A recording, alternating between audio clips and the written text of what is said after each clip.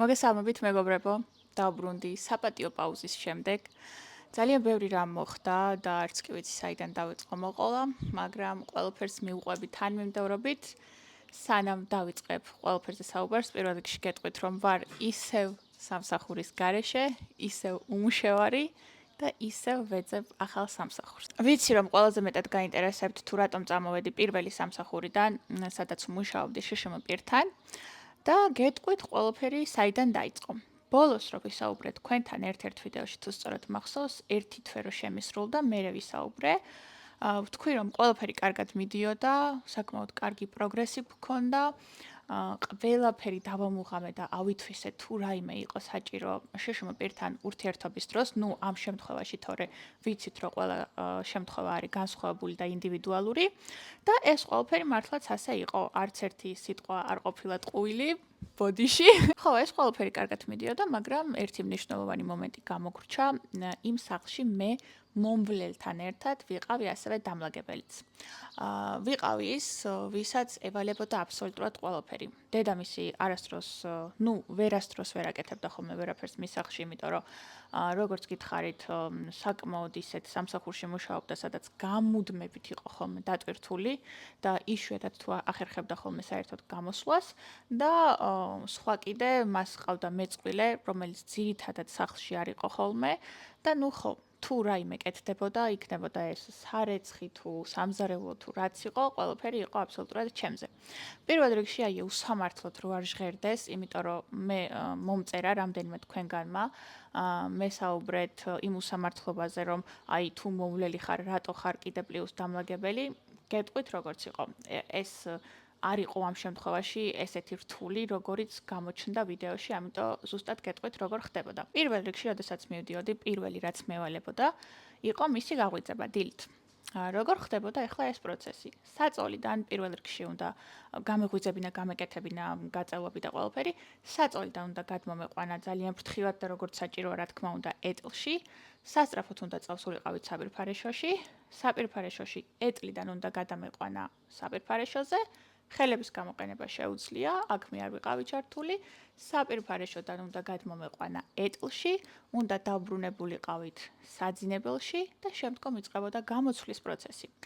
გამოვუცვლიდი, ამ ყველაფერს მihქონდა ალბათ საათი, საათნახევარი, იმიტომ რომ როგორც გითხარით, იყო ძალიან ნელი პროცესი და ძალიან სიფრთხილით უნდა გამეკეთებინა. შემდგომ გადამყავდა თავის სამუშაო სივრცეში. არ ვიცი, ვახსენეთ თუ არა. ილუსტრაციებს აკეთებდა ხოლმე კომპიუტერში, მოგიხსენებათ ძალიან რთული საქმე არის და მუშაობდა ხოლმე ძალიან ნელა, თუმცა ხო ამას ვაკეთებდი, გადამყავდა სამუშაო სივრცეში და შემდგომ ვიწყებდი საუზმის მომზადებას. საუზმობის შემდგომ სადღაც 1 საათში ან 2 საათში ბანაობის პროცესი იწყებოდა, შესაბამისად ნახეთ უკვე ეს 1 ან 2 საათი თავისუფალი ფანჯარა გაქვს რა. ბუნებრივია, არავინ არ გადაგიხდეს იმაში, რომ ეგ 1 იქნება თუ 2 საათი იქნება, უბრალოდ დაჯდე და ფეხი ფეხზე გადაიდო. აუცილებლად უნდა გააკეთო სახლის საქმეები. ეს თავიდანვე იყო მოთხოვნა და ვერავის ვერ დავაბრალებ, რომ აი მერე დამავალეს. არა, თავიდანვე შეთანხმებული ვიყავით ამაზე. შესაბამისად, ეგ მომენტი, სახლის საქმეები რაც იყო, მაგას აკეთებდი და შემდგომ როდესაც ბანაობის მომენტი მოვიდოდა, საათნახევარი მაინც ჭირდებოდა ამ ყველაფერს, უნდა შეგეყვანა ისევ აბაზანაში, ეტლიდან უნდა აგეყვანა ძალიან დიდი სიფრთხილით, რა თქმა უნდა, აქ განსაკუთრებით საშიში იყო, იმიტომ რომ იმ სკამს, რომელიც აბაზანაში იდგა, არ ჰქონდა ხელის მოსაჭიდებელი რა. შესაბამისად, ერთი წამით თუ გამოეცლებოდი, აუცილებლად დაეცემოდა. და პირველად რომ მივედი, მამამის დაავიწყდა ეგ, გამოეცალა. კინაღამ დაეცა და იმ ხელაზე დაუკვირა, რომ მაგის მერე ძალიან შეშინებული ვიყავი, რომ მეთქი არ დამავიწყდეს და ამ სკამს არ გამოვეცალო, რომ რო დაეცეს, ანუ მთლიანად ჩემი პასუხისმგებლობა იქნებოდა. ძალიან ფრთხილად გადამყავდა მაგ სკამზე, შემდგომ იყო პულტით ეს სკამი, ჩადიოდა ქვემოთ, იწყებოდა ბანაობის პროცესი, ყველაფერი თანმიმდევრულად დაზეპირებული მქონდა, ყველაფერი მქონდა უკვე დაზეპირებული. ამომყავდა შემდგომ ისევ გამოცვლის პროცესი, თავიდან ჩაცმის პროცესი, დავარცხნა, ყველაფერი. მაგრამ გარდა ამისა, რაც რჩებოდა დრო, ყოველთვის მევალებოდა სახლის საქმეების გაკეთება, როდესაც მე მას არ ვჭირდებოდი. გაგიკვირდებათ და სწორედ ეს სახლის საქმეები აღმოჩნდა პრობლემა. აი, არაფერი პრობლემა აღარ მქონდა უშუალოდ შშმ პირთან მოპყრობის ამბავში, ყველაფერი როგორც გითხარით, აი, არ ვიცი, რობოტული აზროვნება ჩავრთე და ზუსტად ნაბიჯ ყველაფერი ზუსტად დავიმახსოვრე, მაგრამ პრობლემა საერთოდ სხვა რამე აღმოჩნდა. ვერც მე ვერ ვიფიქრებდი, მაგრამ ეგრე მოხდა. პრობლემა აღმოჩნდა სახლის საქმეები. მე ახლა აქ რა თქმა უნდა არ მოუყვები მხოლოდ ჩემი გადმოსახედიდან ძალიან უსამართლო მგონია, რომ აი მე ესე ვშვებოდი და ყველაფერი მაგათი ბრალი იყო. არა, ანუ როგორც იყო, რა red flag-ები მქონდა მე, მაგასაც მოუყვები, რა red flag-ებს ვხედავდი მათთან, მაგასაც მოუყვები. ანუ მინდა რომ ორივე მხარის გადმოსახედიდან დაინახოთ რა. მოკლედ, სახლის საქმეებში საკმაოდ ხშირად მომდიოდა ხოლმე შეცდომები. განზრახ არ ვაკეთებდი, ახლა ბუნებრივია მაგას მიხვდებით, მაგრამ მაინც ვეთქვი, განზრახ რა თქმა უნდა ამას არ ვაკეთებდი. ჩემი განზრახვა სულ არ იყო, რომ მეუბნებოდა, რომ აი ეს გარეცხე, საერთოდ სხვა რამე გამერეცხა. უბრალოდ ენის ბარიერის გამო ხშირად მომდიოდა შეცდომები. გეტყვით ახლა დაახლოებით რა შეცდომები იყო ეს, რომ აღიქვათ. მაგალითად, ერთი შემთხვევა იყო ასეთი, რომ ნალექიანი ყავის ნაცვლად მოვუმზადე ორგანული ყავა. ეს შეიძლება აი არაფერს არ ნიშნავდეს რა, შეიძლება გაგეცინოთ, რომ აი ეს რა პრობლემა არის, მაგრამ აი მინდა რომ ზუსტად შეხედოთ, იცით რომ როგორი გადმოსახედიდან აქ ჩვენ არ ვსაუბრობთ ჩემზე და თქვენზე და ჩვენთვის რა არის პრობლემა. შშმ პირზე როდესაც ვსაუბრობთ, ესეთი პატარა დეტალები არის პრობლემა. ამაზე ესე რო გითხრათ, რომ შენიშვნა მომცადა გაბრაზდა და რაღაცა არა, მაგრამ ესეთი ბევრი დაგროვდა უკვე მიხვდით, აი მაგალითად ერთი შემთხვევა იყო ესეთი, რომ მითხრა რომ ყავისფერი და თეთრეული ერთად გამერეცხა, მე ვერ გავიგე და ნაცრისფერი და თეთრეული გავრეცხე ერთად. შემდეგი შემთხვევა იყო, მითხრა რაღაც კონკრეტულ რეჟიმზე უნდა ჩამერთო სარეცხის მანქანა, მე ვერ გავიგე და ჩავრთე სხვა რეჟიმზე. კიდევ ერთი შემთხვევა იყო, როდესაც მითხრა რომ დამესტოპებინა სარეცხის მანქანა, მე ვერ გავიგე და გამოვრთე. ანუ ესეთი მომენტები, როცა ენის ბარიერის გამო რაღაცებს ვერ ვიგებდი, ძალიან ბევრი დაგვიგროვდა. და თავიდან თუ ეს ჩემი ენის ბარიერი ზოგჯერ სახალისო იყო ხოლმე და ვიცინოდით ხოლმე, შემდგომ უკვე გადავიდა იმაში, რომ მას სტრესავდი ამ ჩემი ენის ბარიერის გამო. ანუ რას გულისხმობ მაგალითად, პირველ კვირაში თუ მეორე კვირაში იყო მახსოვს ეგეთი შემთხვევა, რაღაც უნდა მეთქვა სიტყვა და იმ სიტყვის ნაცვლად თურმე ვთქვი ძალიან უზრდელობა. რა თქმა უნდა არ ვიცოდი და ამაზე გადაბჟირდა. აი მართლა 10 წუთი გაუჩერებლად იცინოდა, მე მივხვდი რომ რაღაცა ძალიან ცუდი ვთქვი, მე ამიხსნა რაც ვთქვი და მე მეც მასთან ერთად ვიცინოდი. ანუ ეს ბარიერი ზოგჯერ იყო სასაცილო და ზოგჯერ ამისგან მაქსარგებელს ვიღებდით, რომ არა ეგრეა, რა ესე უნდა თქვა და იცინოდა ამაზე. მაგრამ ხანგრძლივ პერიოდში უკვე გაპრობლემდა, მიხვდით, აი უკვე ბევრი შეცდომა მომდიოდა ხოლმე ამ ბარიერის გამო და ერთი ესეთი დღე იყო, აი მე მგონი ბოლო დღეებში იყო ერთი ესეთი დღე, როდესაც ესეთი სიტუაცია იყო სახლში. მოკლედ, სარეცხის მანქანა იყო ჩართული, არ მახსოვს რა ირეცხებოდა, მე მგონი პირსახოცები გქონდა შეყრილი. ასევე კალათი გქონდა მშრალი ტანსაცმლით სავსე, რომელიც წინა დღეს ავიღე, იყო მისი და მისი მეწყვილის ტანსაცმელი და ასევე გასაფენი რაც არის რა, რაზეც ვაშრობთ ტანსაცმელს, ეგეც გქონდა დადგმული ოთახში და მაგაზე იყო გაფენილი თეთრეული. ხო და მან მითხრა რომ გამეკეთებინა ესე. პირველ რიგში რა ტანსაცმელი ციდო კალათაში მშრალი ტანსაცმელი წინა დღეს აღებული, ეგ უნდა დამეკეცა და განმეთავსებინა კარადაში ყველაფერი თავის ადგილას.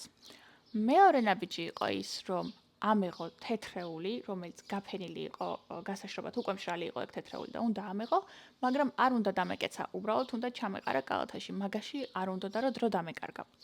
და მესამე ნაბიჯი იყო, რომ ამ ამასობაში, სანამ მე ამ ყველაფერს გავაკეთებდი, გაირეცხებოდა პირსახოცები, რომელიც იყო სარეცხის მანქანაში და მე გამეფინა ეს პირსახოცები.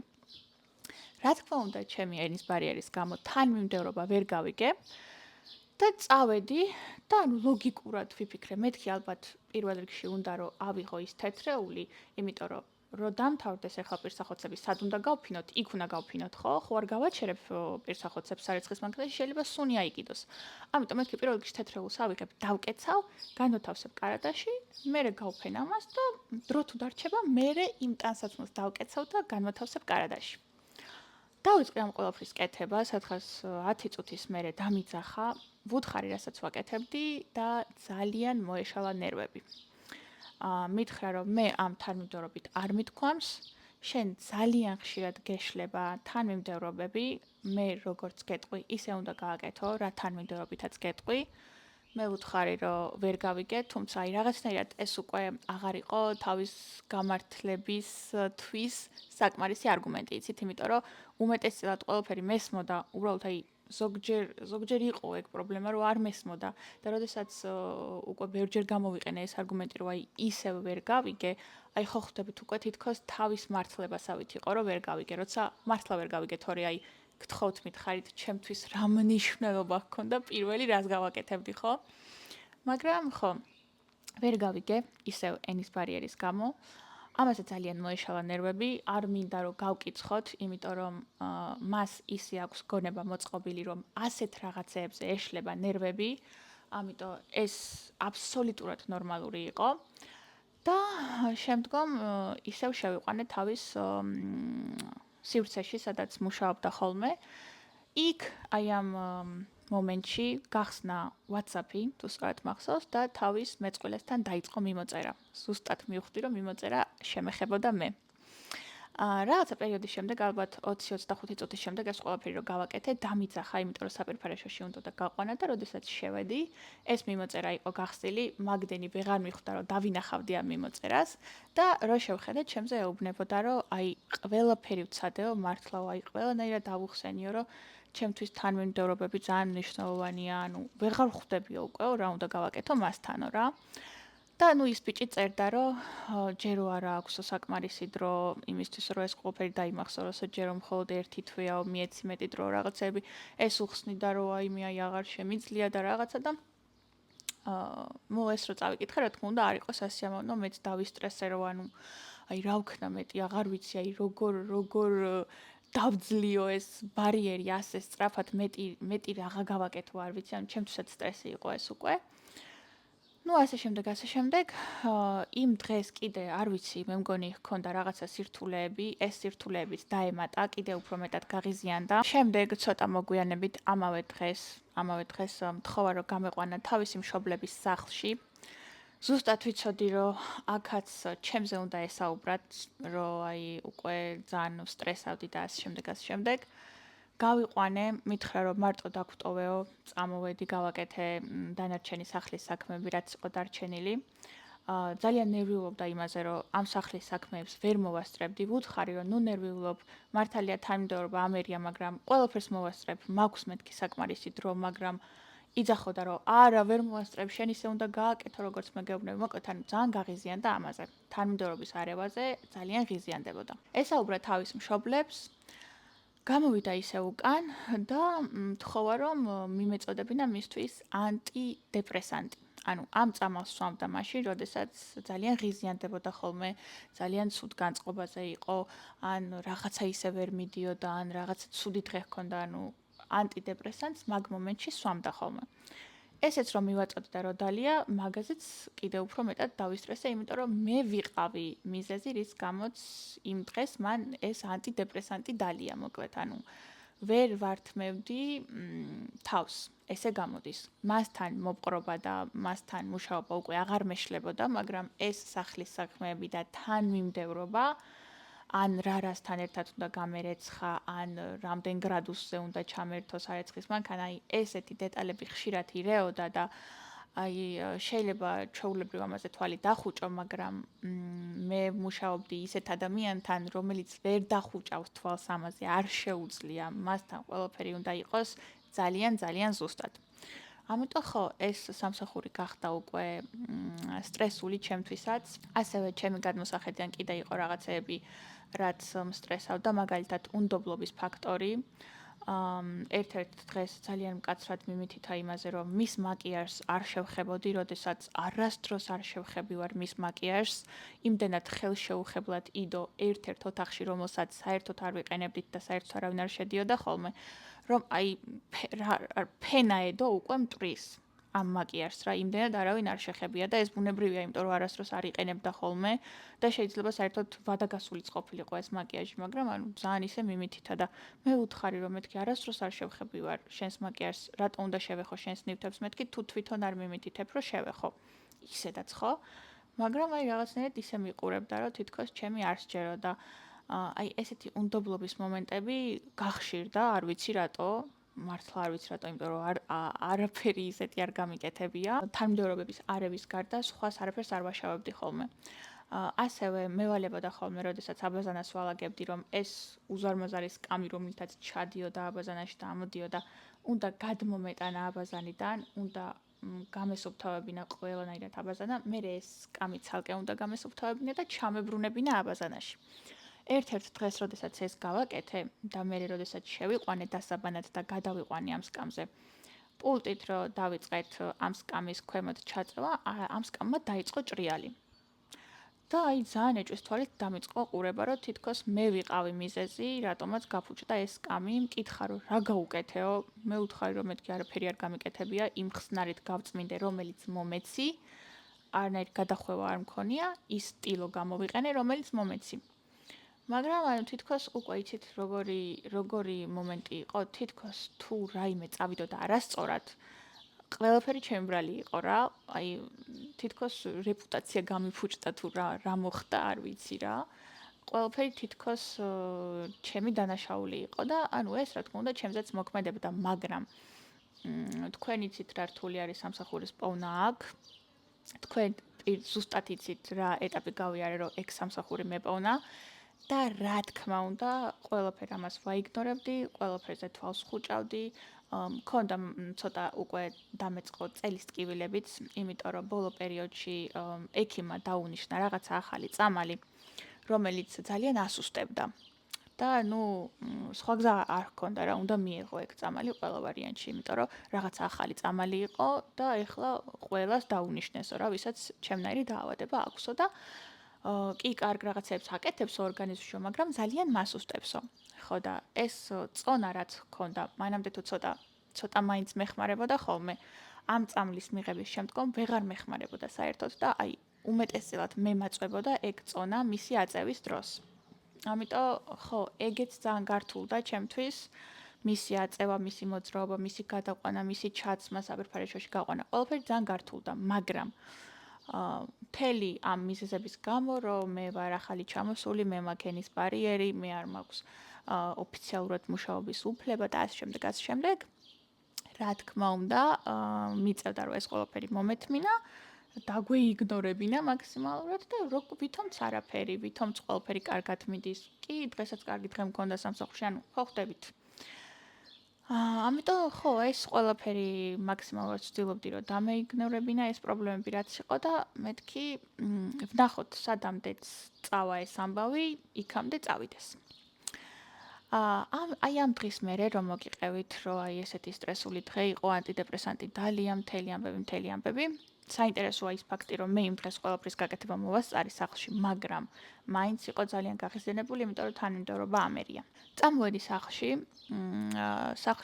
არა, წამოვედი სავარჯიშოდ, ყოველთვის დარბაზში მივდიოდი ხოლმე პირდაპირ და სანამ დარბაზში ავიდოდით ხოლმე, მე და პატა ხვდებოდით ხოლმე ერთმანეთს მერკადონას სასადილოში, სადაც არის ხოლმე ვლოგში გაჩვენეთ, ჩვეულებრივი სკამები, მაგიდები იქ შეგიძლია დაჭდე და ჭამო. საჭმლის ჭამის შემდეგ, აი რაღაცა პერიოდი ვისვენებდი ხოლმე, ფეხებს ვასვენებდი, რომ მე ავსულიყავი დარბაზში და სწორედ აი ამ დასვენების მომენტში ყოველთვის ვნახულობდი ხოლმე ახალ ვაკანსიებს. აი რამე ახალი ხო არ დაიდო, მე სიმართლე გითხრათ, არ ვაპირებდი სამსახურის შეცვლას, იმიტომ რომ ანუ მაინც ასე თუ ისე გრაფიკი კარგი იყო, დილით მივდიოდი შუა დღეს მიშვებდნენ, აი ხო ხვდებით რა, ენის სწავლაში ცოტა წინ მივდიოდი ნელ-ნელა და არ ვფიქრობდი სამსახურის შეცვლას არც ერთ ვარიანტში, მაგრამ პაატასთვის ვათვალიერებდი ხოლმე ამ ვაკანსიებს, რომ მეთქი იქნებ რაღაცა ჩავარდეს, თვითონაც სათვალიერებ და მეც ვათვალიერებდი და ყოველდღე ვნახულობდით რა, იგივე რეჟიმში, როგორც მანამდე. ხო და სწორედ ეს დღე არის, შევდივარ საიტზე და ვხედავ ერთ-ერთ განცხადებას, რომელიც ახალი ადვერთული არის და ამ განცხადებაში ეძებენ შშმ პირის მომვლელს. პაატას უთხარი, რომ მეთქი ნახე ზუსტად იგივე გრაფიკია, როგორი გრაფიკითაც მე ვმუშაობ და მეთქი თუ პირობითად შშმ პირი არის მამაკაცი, შეგიძლია შენ დასაქმდე რაღაც პერიოდი. და რა ჩავყევით ამ განცხადებას, წავიკითხე ის, რაც ვერ წარმომედგინა. ძალიან გამიკვირდა. განცხადების ავტორი იყო ამ გოგონას დედა. კი, განცხადებაში ზუსტად იყო მითითებული ჩემი სამუშაო გრაფიკი. ეძებდნენ ახალ კადრს ამ სამუშაო გრაფიკით. ზუსტად იყო მითითებული ჩემი მოვალეობები.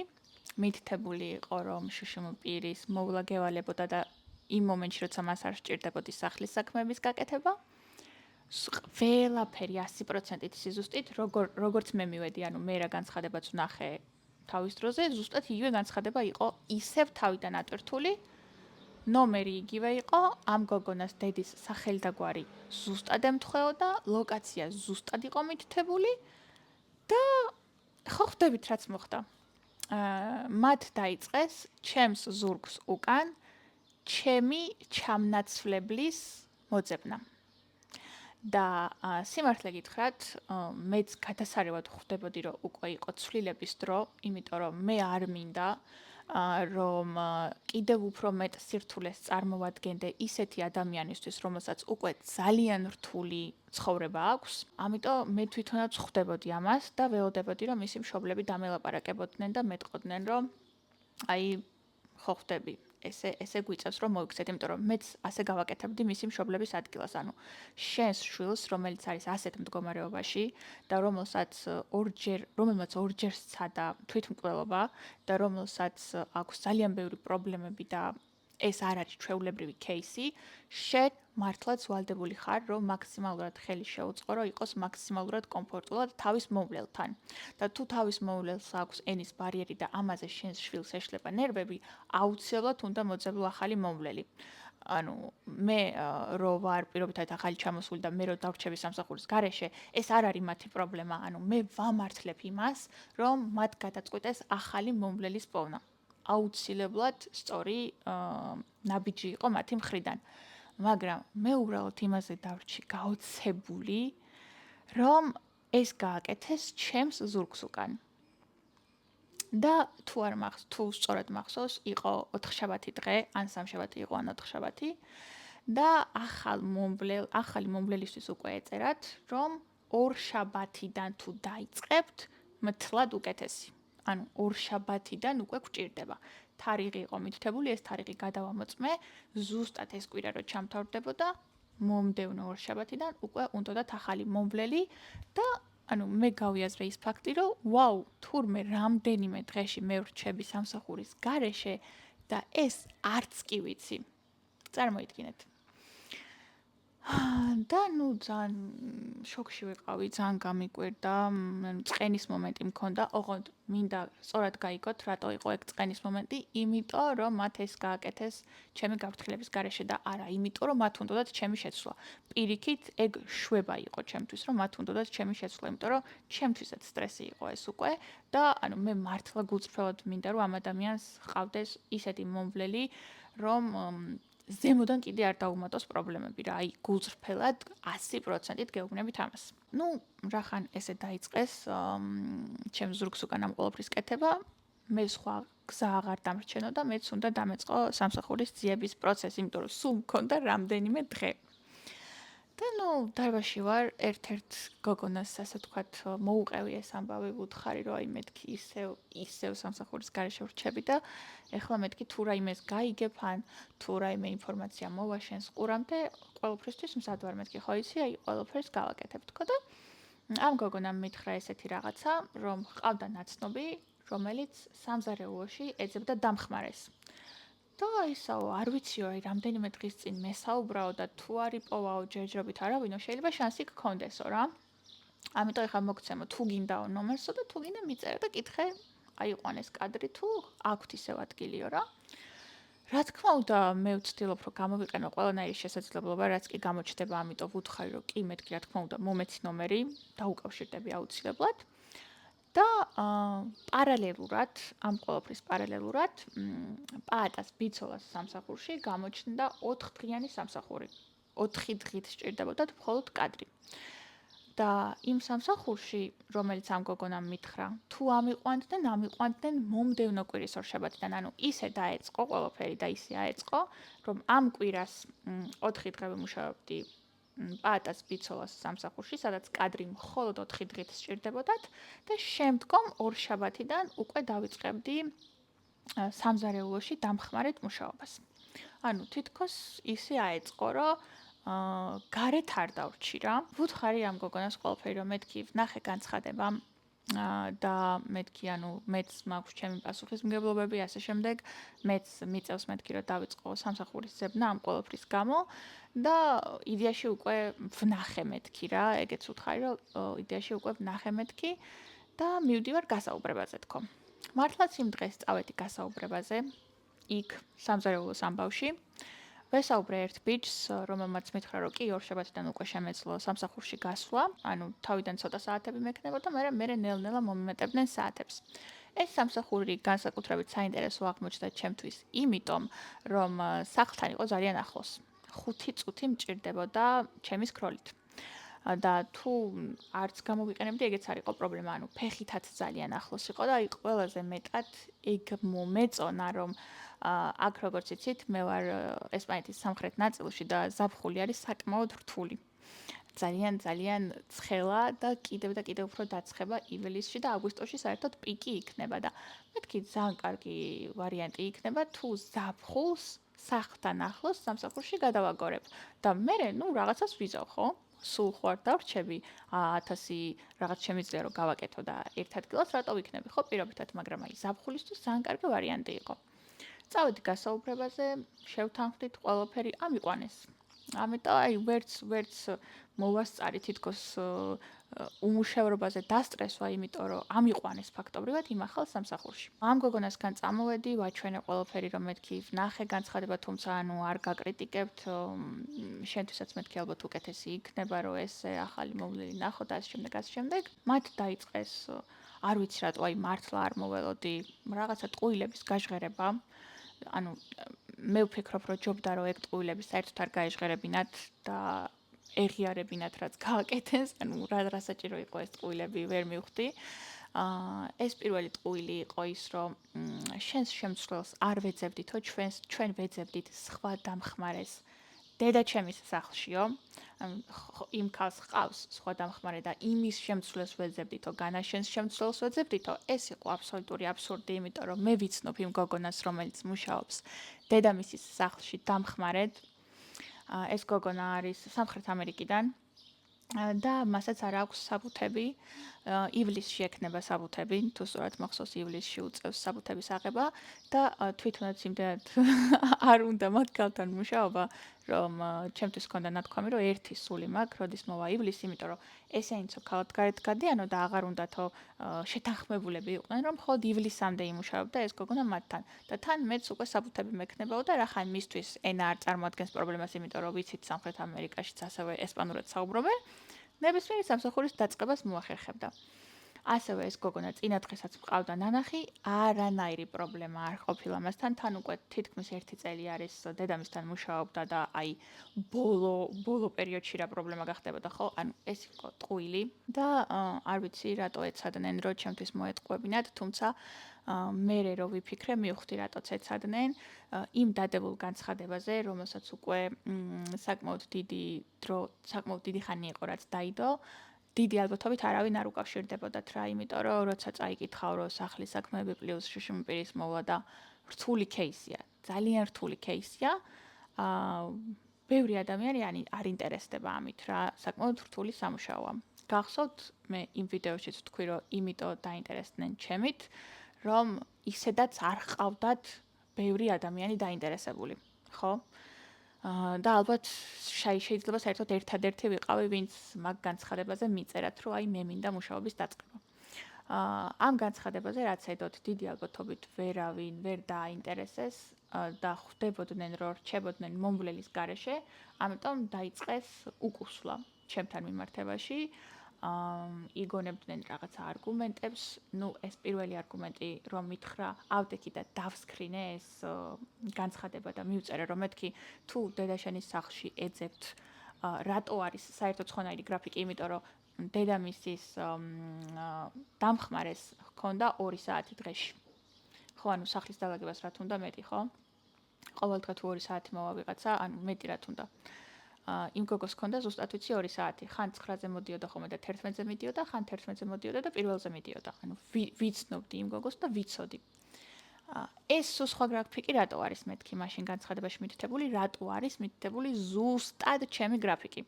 ასევე ეს გოგონა იყო ერთადერთი შიშიმო პირი მის ოჯახში, ხო, რომელიც ცხოვრობდა ცალკე სახლში. მეთქი მაშინ რატო არის მითითებული შიშიმო პირის მოვლა, როდესაც დედაშენის სახლში არავინ არ არის შიშიმო პირი. ანუ ძალიან მარტივი ტყუილი იყო რა, აი ძალისხმევაც კი არ იყო ჩადებული ამ ტყუილში, რომ უფრო დამაჯერებელი ყოფილიყო. ეს ყველაფერი რომ ვუთხარი რომ მეთქი, ანუ ხო ხვდებით, აი ძალიან მარტივი იყო. მიხვდა რომ ეს ძალიან მარტივი ტყუილი გამომივიდა, მე რაღაცა სხვა მოიგონეს, ზუსტად არ მახსოვს. მე მოიგონეს რომ უბრალოდ დაგვინდოდაო, თუ რაღაცა ეგეთი მომწერეს, არ ვიცი. მოკლედ, ანუ განცხადებაზე რახან ინტერესი არ შედიოდათ და ბევრი კანდიდატი რახან არ სწერდათ, დაიწყეს უკან დახევა.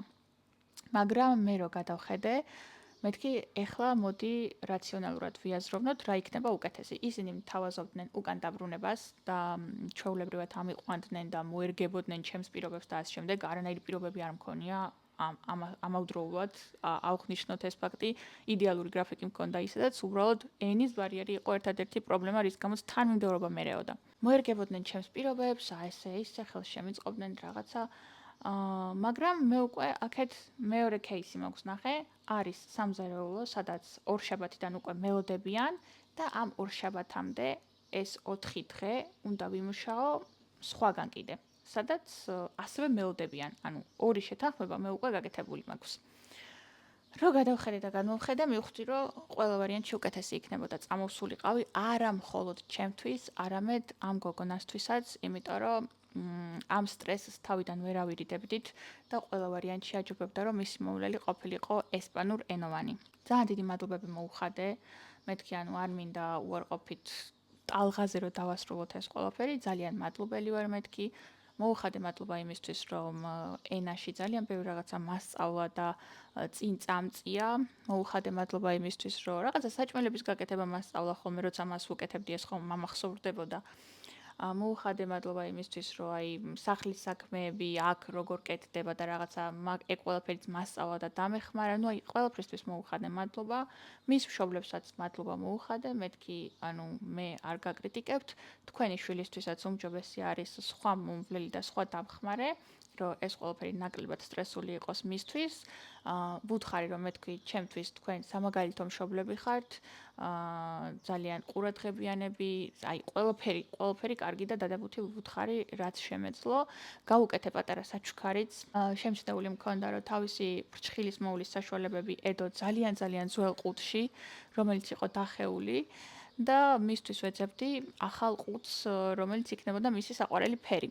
და აი ვერსად ვერ წავაწყდი მაინც და მაინც მის საყვარელ ფერს და ერთ დღესაც პეპკოში ვიყავი შესული და პაატამ დაინახა მაინც და მაინც ზუსტად ის ფერი, რაც ამ გოგონას ძალიან უყვარდა და ეს ვიყიდე ეს ფრჩხილების ინსტრუმენტებისთვის ყუთი, ესეც გავუგზავნე საჩუქრად, მეთქი გამოცვალე ის ძველი რო არის, მეთქი თან ეს შენი საყვარელი ფერია და ვიცი რომ მოგეწონება თქო.